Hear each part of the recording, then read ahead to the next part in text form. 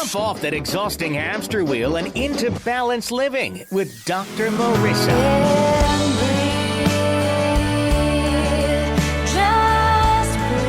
Her mission, to be a beneficial presence on the planet. Her purpose, to be your personal advocate to live, love, laugh, learn. Her life motto, don't die wondering. Take back your life with Dr. Marissa Fay on ubnradio.com. And welcome. It always feels so good coming in. My name is Dr. Marissa, also called with the honorable moniker, the Asian Oprah, and you're listening to my weekly talk radio show called Take My Advice. I'm Not Using It. Get Balanced with Dr. Marissa twice a week now on Universal Broadcasting Network on Tuesdays and on my NBC News Radio, KCAA, AM 1050, on Thursdays at 7 p.m. So more and more times. And actually, I just got on Igloo Radio. So now you can get me on Stitcher, on Igloo, on UBN, on KCAA. Just many, many more ways for me to splatter you with some joy and happiness 88% of the time. And for those of you who are tuning into the show for the first time, this is a show about hope. And it provides life balance tools so that you are happy 88% of the time. And if you don't know why I use 88 all the time, it's because 8 is a lucky number in Chinese. It's a homonym for good fortune. So we want hope, happiness, and good fortune. No gossip, no scandal, and no K-words, Kardashian talk. I am your host, Dr. Marissa Pay. So please visit my virtual home at 4balance.org online, and you can find all the different ways that I do my work, my peace work around the world. And I am a corporate psychologist. My PhD is in organizational psychology. And you might have seen me on some TV commentator specials, Learning Channel, Discovery Channel, ABC, and Fox, talking about why people do weird things at work. And also other things, human dynamics like conspiracy theory, on my last special called Hunting the Lost Symbol, with Dan Brown's newest book. I work with thousands of high-achieving, successful, control freak, recovering overachiever, exhausted individuals who are looking for why am I not happy? Usually around midlife, we come up with that question. So that's what this show's about. Many different ways to find more meaning, more purpose, and how to be happy 88% of the time. If you missed my past guests, I've been blessed with a lot of past Oprah guests: Melody Beattie, Dr. Pat Allen, Dr. John Gray, Men Are From Mars, Women Are From Venus, Dr. Michael Bernard Beckwith, Don Miguel Ruiz, Fran Drescher, and Rick O'Berry, who did my first Radio for Our Deaf series, who is fighting and doing everything he can to eradicate dolphin slaughter in Taiji, Japan. So if you missed any of those fabulous interviews, please do go to my iTunes link, my YouTube channel, and again, all those I listed before. So please do stay in touch. Drop me a line. If you can, give me the finger, which is a thumbs up. And then that would be great. Then we can just continue to spread more and more peace around the world. Today, I'm pleased to have a bonus episode for my series called Sexual Healing with Dr. Marissa. And we've been talking about the positive side of sex and how more women can experience more orgasms and how women can really ask for what they want, which is the light side of this topic of sex. And today I wanted to balance it out and talk about sexual healing on a darker side topic, which is very uncomfortable to talk about. So if there are kids, I don't know if you want... This is usually a G-rated show, but this is something that we have to talk about. So I brought a subject matter expert onto the air with me to talk about FGM, female genital mutilation, and how to heal from that area. Dr. Nina Smart, according to the author Jackie Collins, is a brave and strong woman who has written a thought-provoking book that should be read by everyone. And she's the founder of SWF International, and she'll describe what that is. Human rights activist and author. Serving Wildflowers is a non-governmental organization that offers effective solutions to the problem of FGM. Please welcome Dr. Nina Smart to my studio. Dr. Nina. Thank you. I'm so grateful that you could join us here. And as I ask most of my guests, I have a friend, she does not have an answering machine. She has, when you call it, a questioning machine. And when I dial, it says, "Who are you and what do you want?" Ooh. So tell me who you are. Okay. Well, I am a very passionate person who believes in acting on your dream right now. And my dream is to end and totally eradicate female genital mutilation. Wonderful. That's a definitely honorable and meaningful and huge purpose. And I want you to take me back. How did you get to that place? So as I do with some of my guests, I'd like you to just gently close your eyes, take a very deep breath in.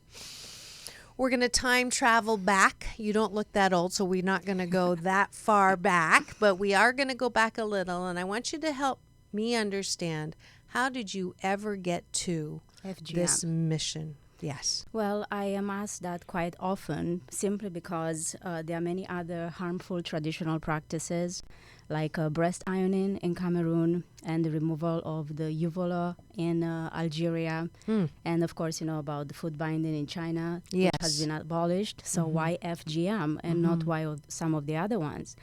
And my answer actually is very simple. I had a personal relationship and with this issue of FGM during my stay in West Africa, actually in the country of Sierra Leone. That is where my father is from. And let me stop you for 1 second. For those who are wondering what we're talking about, I know you're familiar, FGM, and some people are familiar, but just for listeners who've never heard of female genital mutilation, can you give a technical definition of that? Yeah, so first of all, FGM is a human right violation. So I really want to make sure that people understand it is not only a woman issue, it's a human right issue. Thank you. And it refers to all the procedures that intentionally, and we mean intentionally, alters or injures female genitalia for non-medical reasons. Okay. And I will further describe this as we go along. Great. So Great. it is something that's very sensitive. Most people do not want to talk about. Right. It's very secretive.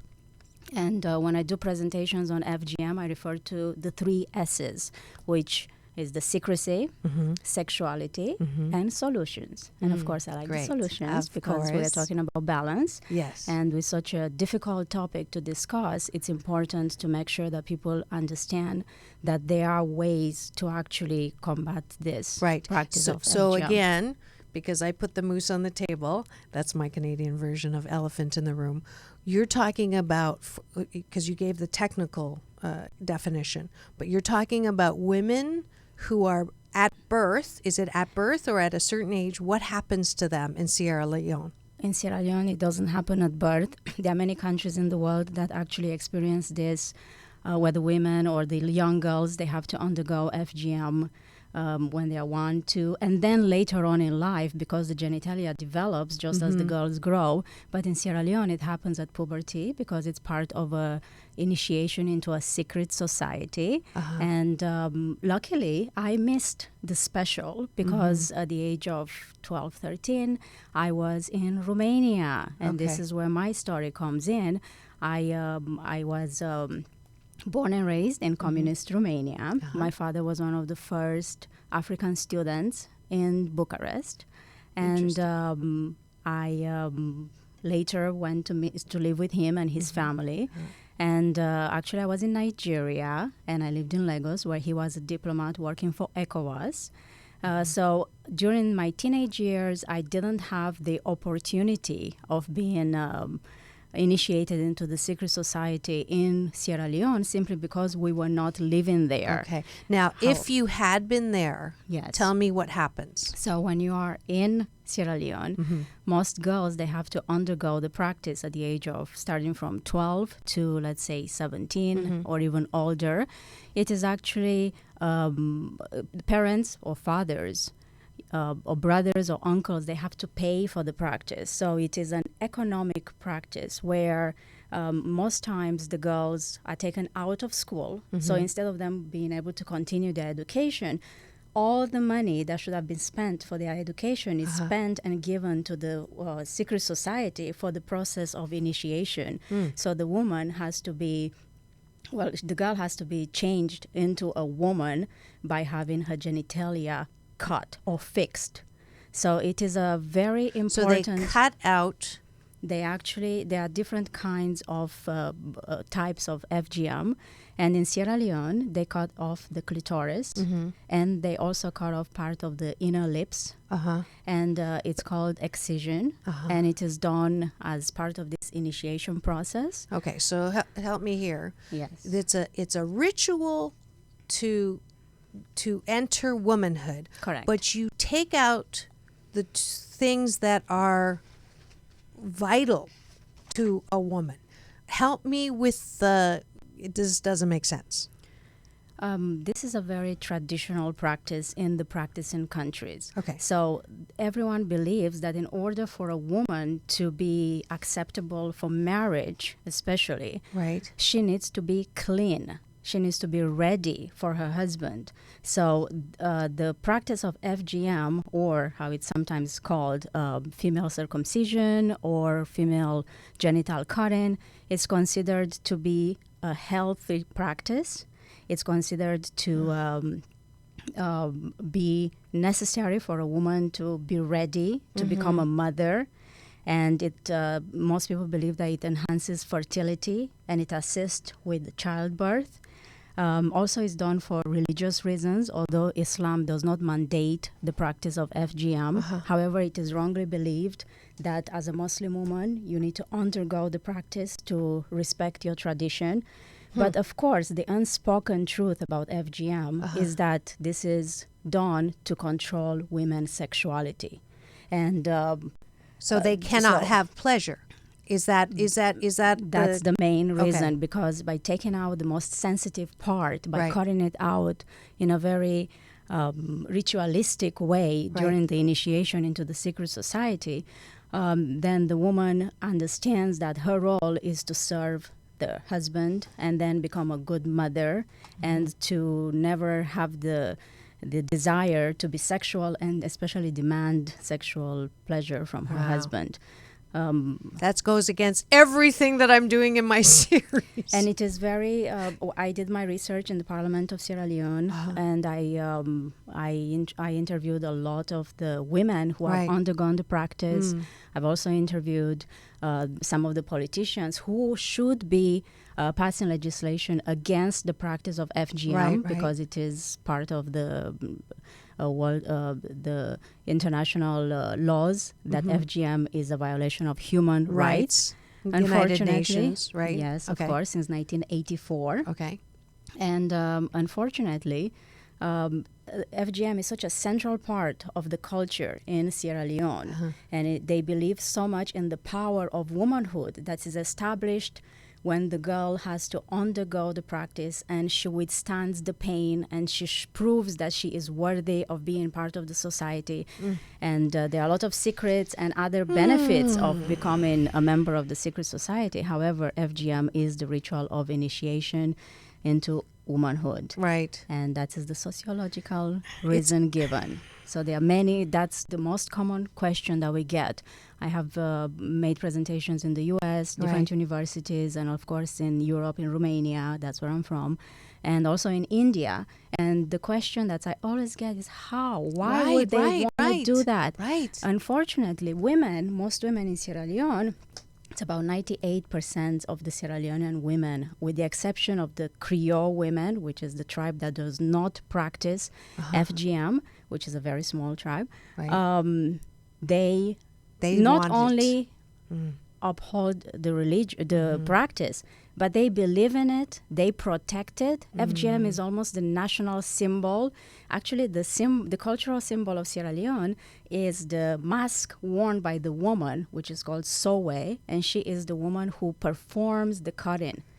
So some of the work that we do, it is very difficult because it's so ingrained. It's ingrained into the minds of everyone who practices it. And of course, Sierra Leone, it's considered a special case because of it being hidden behind the secret society. Everywhere else, at least people are talking about it.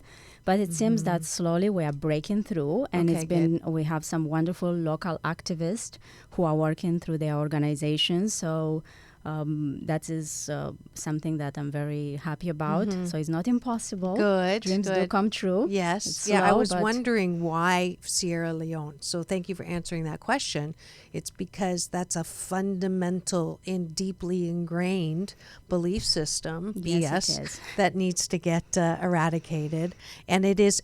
Are there any girls or women who are coming out who have been in the secret society to say we don't want this anymore? Yes. Outside of we do have activists who are very vocal against the practice of FGM. They have a lot of oppositions on the ground. It's very difficult to get support within the country. However, we are supporting them from here. We have different organizations that collaborate with SWF International, and we are funding some of their projects. Great. And that is really great because they have the courage to actually speak on the world stage. Is it about dangerous what for happened. them? Is it dangerous for them, like Malala and the Taliban when she got shot? Is it dangerous for them to speak out? It has been very dangerous for them in the past because they were attacked, especially by the groups of Sowes. Of course, this is an economic issue because their livelihood depends on on the money that the families pay. And in Sierra Leone, the politicians pay for mass initiation. So for them to get votes, which was part of my dissertation, they actually have, they go to a village and they would like to get the supporting vote from 500 people. So they decide that they will pay for the initiation process of the 30 girls that should be joining the Bondo secret society. And of course, that creates a very big impact on the way the men of the village later on decide their political vote. And of course, this has not been publicized. It's been something that we, along with the activists in Sierra Leone, have been working on. And it's been very difficult because of the resistance that we get from the ground, from the women who feel that this is their identity. So to them, being a Bondo member and a secret society member, it is very important because they feel that they express their womanhood with the strength that they have gained by undergoing this very difficult mutilation. Because there is a very big difference between the mutilation, especially, and I describe it in my book, how girls are kidnapped. So Let's it's talk not about the book. Let's talk about the book. It isn't something that people are just nicely going to. They're not willingly going because it's a secret. Most girls have no idea what they are getting themselves into, even before they're being kidnapped. So we have a very famous activist in Sierra Leone, Nene Rugiato Touré, and she shares the story, and I have that also in my book, of what actually happens when you undergo the practice. And it is horrific, and it marks the women with psychological effects for the rest of their life. Not only that, the problem with urination, which happens several times a day, it takes forever. And this because of all the alterations and some of the mistakes that have been made with the tools that were definitely not sterilized, and the spread of disease and the excessive bleeding. We just had another girl who died in May, Zainab Yaba, and she just bled to death. And there is no law against the practice in Sierra Leone. So it is amazing that some of the Forum Against Harmful Traditional Practices, along with some other international organizations in Sierra Leone, have been able to even arrest the woman who performed the practice. They did? Yes, They they did. did. Okay. And this is the first time this is actually Wow, happening. that's groundbreaking. Yes, it is. And we Yeah. have been working on this for a long time. And it is, I had the opportunity to even speak with the president of Sierra Leone while I was Wonderful. doing my research on FGM. Uh-huh. And everyone, of course, gets very upset about it. Why can't you just study something else? Why does it have to be FGM? Why? This is the core. This is what we are all about in this country. Right. Can't you just, pick some other topic like Right. the Civil War and all the amputated people walking around? We have so many problems. Why FGM? Right. Well, and he explained to me that it is political suicide to even touch the topic of FGM, which is why there is so much silence on this topic. So the first approach that we do in with my organization and some of the other activists that I work with is breaking the silence Right. on FGM. So I thank you Oh, for having me here thank and you. giving me the opportunity to speak with Absolutely. everyone else and let them know that this ancient tradition still exists. It's not of the Yeah. past. People think, oh wow, yeah, it happened a long time ago Right. in Africa. Like and bound it's, feet. Yeah. Yes, and it's not only Africa. In May, we had a girl bleed to death. And not only that, the dry season is fast approaching. Dry season in Africa. So Right. that is when the girls are being kidnapped and taken to the bush so they can be fixed. And if one dies, then they say, oh, the vessel is broken, meaning she wasn't strong enough. So they blame the girl. And my book expresses some of this. I have told my story so many times Oh. because I have an accent, as you can hear. Yeah. So Really? when It's a beautiful accent, by the way. Thank you. Yeah. So since I came to the U.S. Yes. 22 years ago, as I say hello to someone, the first question is, where are you from? So I say, Romania. And they are so shocked because, oh my gosh, how can you possibly be from Romania? Say, So that's how it say goes. something in Romanian for me. Mulțumesc foarte mult că m-ați adus să fiu aici. Oh, This is all for my Romanian And what does that people. mean? Thank you very much for having me on the Oh, show. yay! And I have the opportunity to tell them that I am Romanian. Right. And then the next question is, well, how did you get to the U.S.? Right. Or how did you learn how to speak English? So I said, well, my father was from West Africa, Sierra Leone. Hardly anyone knows what Sierra Leone is. It's a beautiful name. It's a small country on the west coast of Africa. You probably know about blood diamonds. So that is how some people in the U.S. have heard about it with the 10-year plus civil war. However, I did not learn English in Sierra Leone. I learned it in Nigeria, in Lagos. So it was my wonderful Queen's College girlfriends who taught me how to speak English. So I say that I speak Nigerian English with Romanian accent. So it's no one can guess where I'm from, and I have tried that game for 22 years. It's wonderful. However, it is this same accent that has opened doors for me to speak about FGM. Yes. Because then they asked me, so what were you doing in Africa and how did you get to the U.S.? Yes. And here comes the opportunity to let them know that after completing my education in Nigeria, I actually ended up in Sierra Leone, where I was faced with having to be initiated into the secret society. My father decided to go into politics after having been a diplomat for a long time.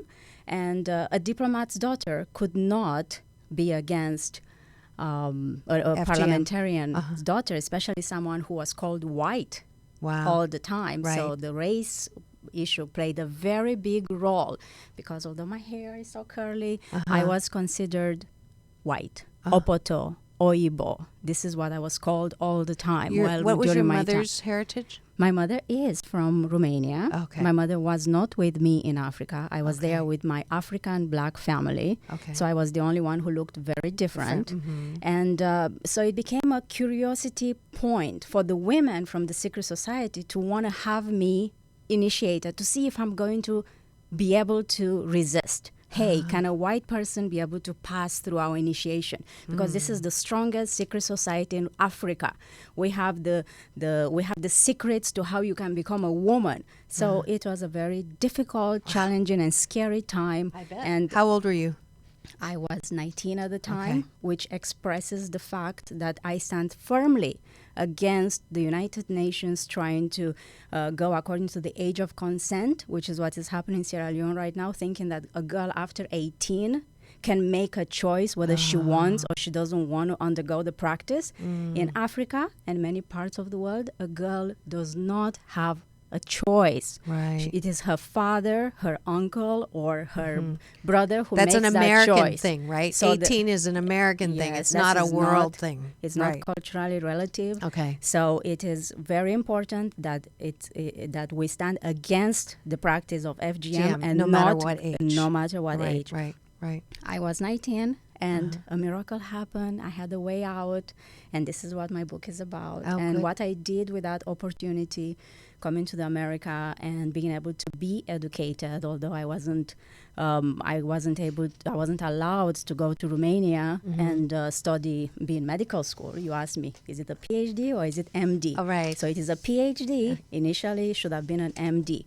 But Okay. I'm very grateful and I'm very happy that I had the opportunity to study in some of the greatest universities here in California. And I use my education to help create solutions for some of the girls who unfortunately do not have the opportunity to Right. leave, Right. and especially working with some of the women over there in Sierra Leone who have, some of them have abandoned the practice. We have some effective solutions, but it is a very long and a very slow process, and I've been on it for the past 10 years. Wow. And I'm just starting. So Yes, wonderful. And that's why you get Dr. Marissa's Beneficial Presence on the Planet Award. I was going to say it later, but I have to do it now because I cannot believe that this is still happening. I cannot believe how strong it is. It doesn't make any sense, but logic is illogical and common sense is uncommon. And the good news is, all my Dr. Marissa listeners now know that FGM is alive and well in Sierra Leone, that it's going to take a lot of pressure and a lot of re-education and a lot of prayer as well. Yes, it is. And it's going to take some money. And the best thing that I love about Dr. Nina Smart is, you know, she has a way where you can do win-win. You can actually donate, or, as I love to do, you can shop and donate at the same time. She makes these amazing, beautiful, let's see if I can get this in front of the camera. Does that work? Jewelry. She's got dolls, jewelry, and eggs. And I am wearing these beautiful heart earrings that she made especially for me. So if you go online to a place called Talent, and Talent is her family treasure, using our talents to transform lives. And this is talentoft.com. You get to purchase, and proceeds go to her, I don't like the word fight, but her shift or her strength, and you can join her as a partner in eradicating FGM in Sierra Leone. So that's at talentoft.com, where you get dolls, eggs, and jewelry. And I'd love you to go there right now as we take a quick break to thank the sponsor of today's show. If you've just joined us, this is Dr. Nina Smart from SWF International. And I would also like to say that S stands for Servicing Wildflowers. So the purpose, like you said, is not fighting against something. Yes. It's working together with the people through education and through different programs that I'm going to speak about after the break to Right. end this practice of female genital mutilation. Wonderful. We'll be right back in 2 and 2. Do you want to be a part of a holistic solution to our broken jail system? The Emerging Leaders Academy is helping reduce the California statistic where 3 out of 4 people return to prison within their first year out. In partnership with the LA County Sheriff's Department, LA Urban League, Goodwill, Long Beach PD, and the Agape International Spiritual Center, ELA, a nonprofit program, is a transformational path to opportunities with responsibility and a recognition of the unique role we all have in this thing called life. If you would like to be a partner in someone's inside-out transformation with career development, entrepreneurship, therapeutic literacy, financial education, and hope to those who think they have no alternative than to return to jail, then be the change you want to see and become an ELA partner. Visit emergingleaders360.org today. And we're back.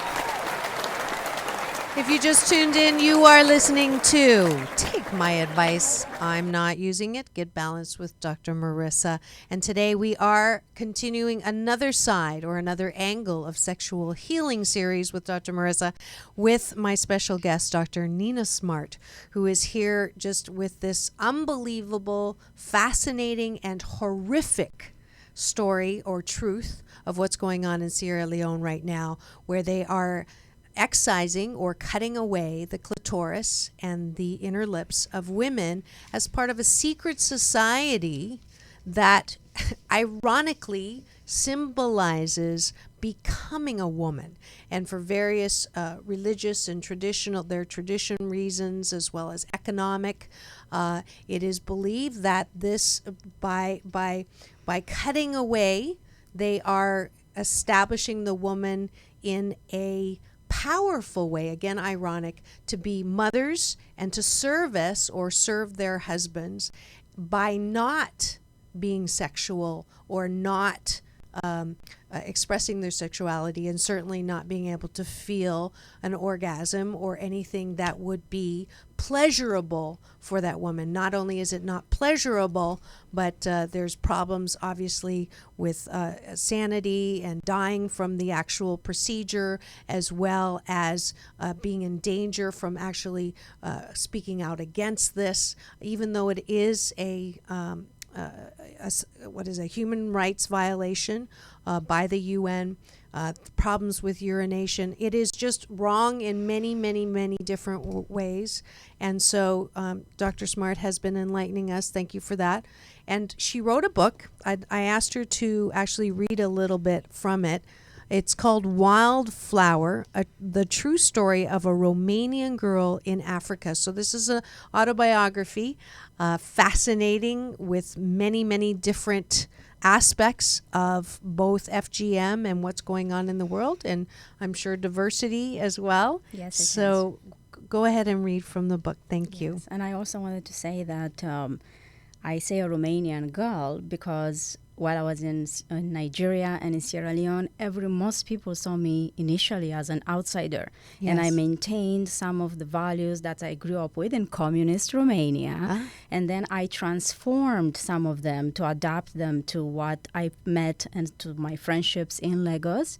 And of course, having come to the U.S., I had to identify myself every time I opened my mouth to a new person. Right. So I had to come up with something that people understand. So it's important to know that. And Yes. I also wanted to read a quote by Paulo Coelho, my most favorite author, who inspired me to tell my story.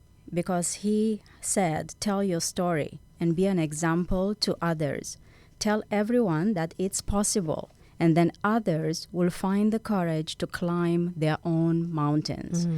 Because it is, it's challenging to have to relive and retell your story so many times. Yes. Especially there are joyful parts and there are very powerful moments. And then there are very many moments that make you still sad. Although I have healed from all the trauma that I experienced being separated from my Romanian family, and there are many things that I describe in the book. However, it's important to know that love really heals everything. Yes. And like you said, although this is a very difficult topic to discuss, and on all the continents I have spoken about FGM, everyone seems to not want to hear about it. Right. Even the service organizations, but it's still love and happiness and joy and collaborating with the people and not attacking people about their practice. Sure.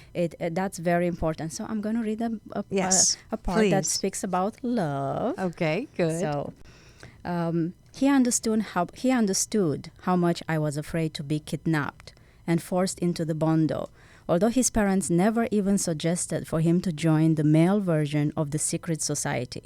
His Russian mother had a lot to do with that, and his doctor father knew the dangers associated with the rituals performed during the initiation ceremony.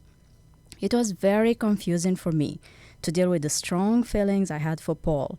I knew that he was madly in love with me and that he just wanted to see me safe, away from that crazy place where they wanted to cut me. Envisioning that I was soon going to leave Sierra Leone, I was consciously working on not being so very emotionally attached to him. But how could I have possibly believed that love could be stopped? His masculine scent made me melt each time we were close, allowing me to forget my deep fears and disconnect from the tension present at home. I was a woman in love, but naive enough to think that my willpower was stronger than my heart. We saw each other often, and I was grateful for our loving friendship. The wave of love carried us high on its wild mane, melting us into water, shaping us into air, intoxicating us with each other. We were love. So you didn't tell me this book is also a love story. Oh. So we've got everything in here from educational on FGM. We've got the adventure of you escaping and then a love story on top of that. So if people want to get a hold of this book, how do they find it? I have a website. Okay. And the website is the name of the book, wildflowerthebook.com. Wildflowerthebook.com. And if you want to support, I gave you one possible way to support and actually buy some jewelry at the same time, or dolls or egg. That was on talentoft.com. What are some other ways that my listeners can find you and support you?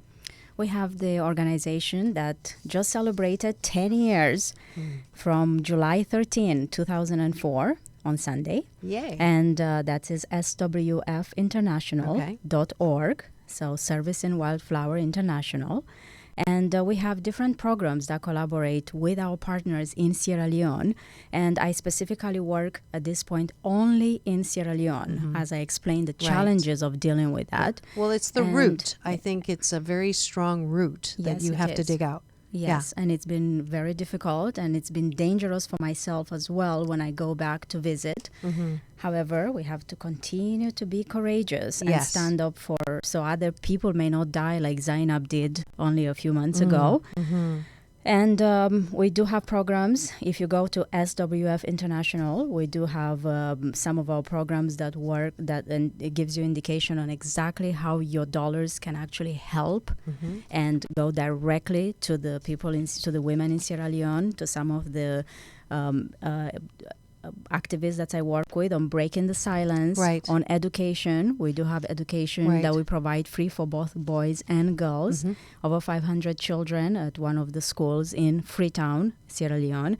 We also have a safe house, and it's important to know that more and more women or young girls are actually rejecting the practice. However, they become stigmatized. So there is a need for them to be able to actually go to a safe place where they can continue their education and they can continue to live life and perhaps even become active in their in the society, because they are, of course, trying to be kidnapped by their parents to come back and then unfortunately have to undergo the initiation process, which is even more horrific because now revenge is involved. So just imagine how terrible the initiation is, having to undergo mutilation, and that becomes triple in pain when a girl is caught.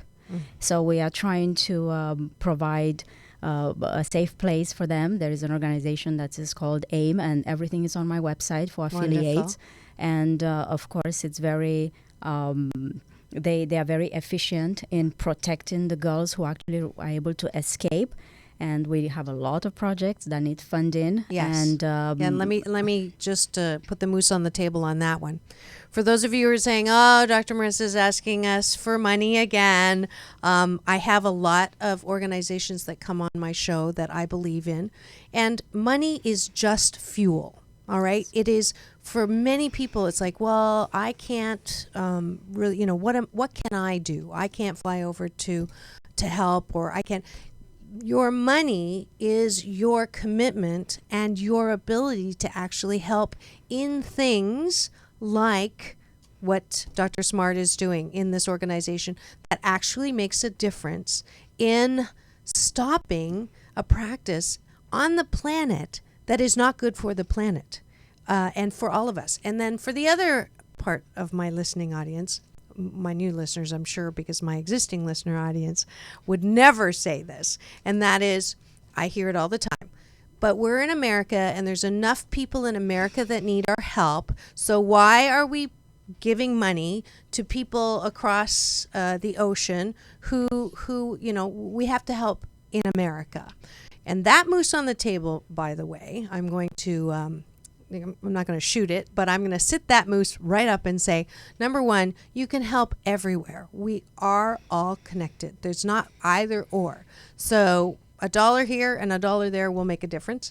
And we are all connected. All 7 billion of us are inhabitants of this thing called life, and we are connected, and we do share love, and we do share abundance, and we do share prosperity and healing and generosity and bliss and wonder and joy. We all share that. And so I'm asking my listeners to share in this very meaningful activity to eradicate FGM in Sierra Leone. So there's 2 moose on the table. Thank you so much. That is so wonderful. And thank you so much to Rachel from UC Yes. Irvine, because Rachel is the one who introduced me to Dr. Marissa. That's right. And I am most grateful for that. And Hi, Rachel. and we do have different ways to contribute. And everything is listed on my website. We do have public declarations to abandon the practice. So you can pick how you like to support some of our work in Sierra Leone, as well as spread the word about the fact that FGM still continues in universities. We have clubs that some of the students have formed to start working on the issue of FGM, especially at UC Irvine, as I will have my book launching event in November. Wonderful. And I'm very excited. I am sure that you will grace us with your wonderful, Absolutely. joyful presence. Absolutely. And yes, you're right. We are not disconnected. A lot of people think that FGM happens there. Actually, there is a documentary that was made, a short film, about what to bring to America from USC students that talks about FGM happening right here in Los Angeles. No. Where communities of Ethiopian people bring the cutters. It's done very different in Ethiopia. I'm not an expert on East Africa practice of FGM. However, they bring the lady here, and she takes care of all the children right here in Los Angeles. So it's not so far away. And who would have thought that you will have someone from a small city in Romania ending up face to face with FGM? Right. So the reason why I shared my story is to really illustrate the connectivity between people from Eastern Europe, West Africa, right here in Los Angeles, and everywhere else in the world. We do need to take action, and nothing is too small. And I really mean that, unless, of course, we are organizing trips to also go to work and volunteer in Sierra Leone. So if people want to volunteer, their skills and services, we really need that as well. Apart from that, support on the social media as well as financial support is extremely important, because when we do see how some of those children who are protected from having to undergo some of the practices, they are so brilliant and they are so happy, and they are excited, they are smart, and instead of them having to just be victims of tradition, they actually become productive people in Sierra Leone, and someday they may be the one to help one of us. Yes. And it is important to keep that in mind, that it's not over there, but it is all right here. So thank you so much for saying that. Absolutely. Absolutely. Now, I'm just curious, we have a couple of minutes. Where are the men on this? What are the men, what are they doing? You hear about this, and then people don't want to talk about it, and then you shake your head, and then you move on to the next topic. right? Yes. If you're uncomfortable with something. So if you could give a message, Yes. what would that be to the men? One of my strongest approaches through SWF International has been to involve more men in the eradication process of FGM.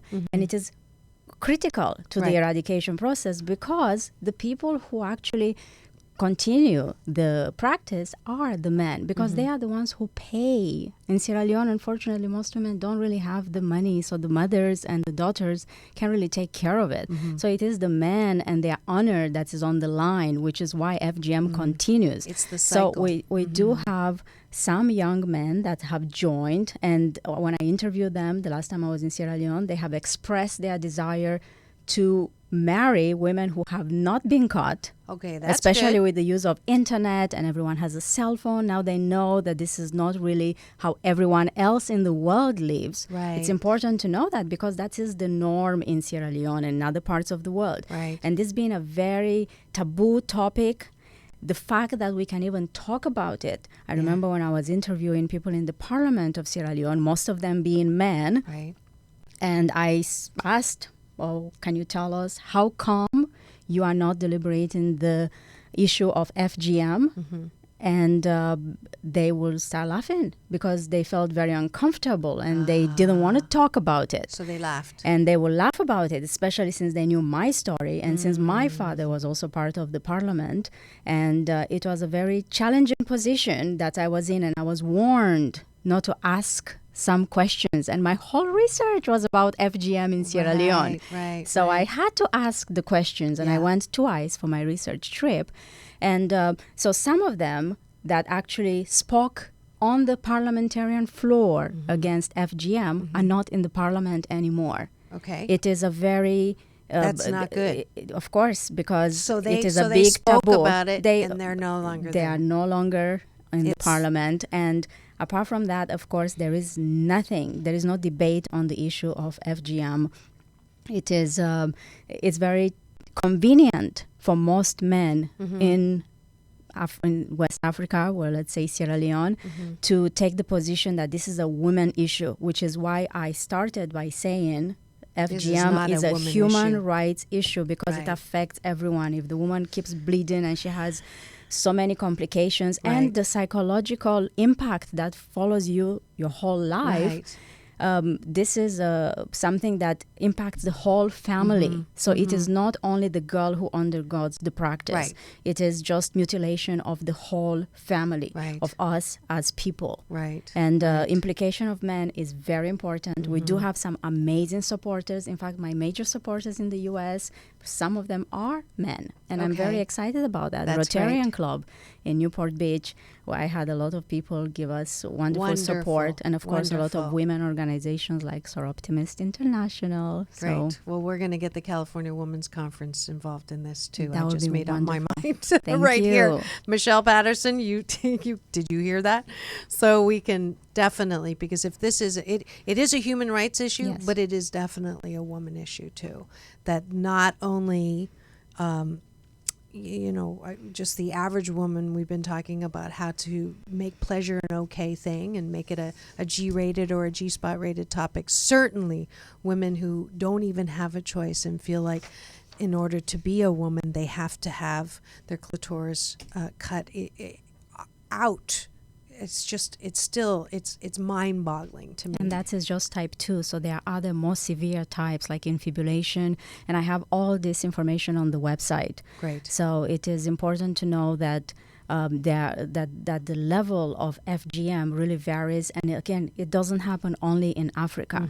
And it could be someone who is your neighbor in the US or in the UK or any other, in Australia or Canada. Could have undergo, or her daughter might be taken back home to undergo the practice. Wow. So as you might imagine, in Romania, people can't even believe Right. that this is happening. And I speak freely about that. Good. And I am very grateful to be able to use my education and the opportunity that I was given Yes. to live the American Yes. dream. Yes. So I can really, truly impact the lives of children that otherwise they will be bleeding, and they will be without education. Right. Or the girls who are able to escape from their family just to be kidnapped and taken back and then- have to be punished by undergoing FGM at a higher level degree of pain, which is just horrible. And we're not condemning the tradition in Sierra Leone. This is not against the wonderful practices that they have. Yeah, this over is not there. about the people. This is is- not about it's not the about the people. It's culture. about this particular practice. And it's very that important really because has to, yes, it has to be otherwise, spoken about. right. It's important to speak, and it's not an attack. No. It is just for the benefit of the planet. And So- finally, I would like to say Okay. that everyone thinks that the term FGM is too harsh. Why bring the mutilation part? Why not just stick with female genital cutting or circumcision? Most women whom I interviewed, they refer to it as mutilation. They did not Call give it their what it consent. is. So Call it what it is. they say it is mutilation. Yes. I say Thank it you is for that mutilation. clarification. Absolutely. We are out of time, and it's just fascinating. Thank you so much for coming on and sharing your wisdom, your strength, and your hope for these women in Sierra Leone. And thank you. You get your applause. And again, your beneficial presence on the Planet Award from Dr. Marissa. And we are going to end. We have a time for a few Balance Bar announcements. You will see me on CBS Saturday morning for the Emmy-nominated reality show called Recipe Rehab. A great crew. Shout out to them. We filmed 11 hours for a 30-minute show. Go figure. That's TV for you. Shout out to all my new listeners who were at my luncheon keynote at the AWE Concordia Small Business Conference. And thank you for supporting me with the purchase of many of my DVDs that I got to sign. If you'd like to entertain and help balance out your audience with a talk about jumping off that hamster wheel into balanced living, or to brag or not to brag, that is the answer. Please contact me at forbalance.org. And today is day 14 on the 21-day fast. Day 15 on round 37 of the 21-day fast from complaining with Dr. Marissa. And the tip is have a guy day. And you can find out all about that on my Facebook page or on LinkedIn and Twitter. And finally, a couple of shout outs. One to Michael Chen, who is one of the most humble men I know. He's retiring as my sushi chef at Pavilions, and he's such a gentle, humble, amazing soul. Just a proof again that you don't have to be really close to people to feel the energy, and I appreciate all he was to me. Congratulations on your retirement. We did shout out to Rachel Chatterson as well. Please join me at the Long Beach Jazz Festival on my birthday, August 10th. It's actually 9th and 10th in Long Beach. Go to longbeachjazzfestival.com. Al Jarreau is performing. And they have an amazing festival, a health and wellness pavilion there. And finally, tune in this Thursday for Dr. Nina Smart again on KCAA AM 1050 on my broadcast there. This was another fabulous episode of Take My Advice. I'm Not Using It. Get Balanced with Dr. Marissa. Next week we have the Reverend Dr. Christopher Macklin talking about natural healing. It's the Natural Healing series next week, but please do tune in this Thursday for Dr. Marissa Pay. That's P for positive, EI. And remember, it's all about balance. Peace in and peace out.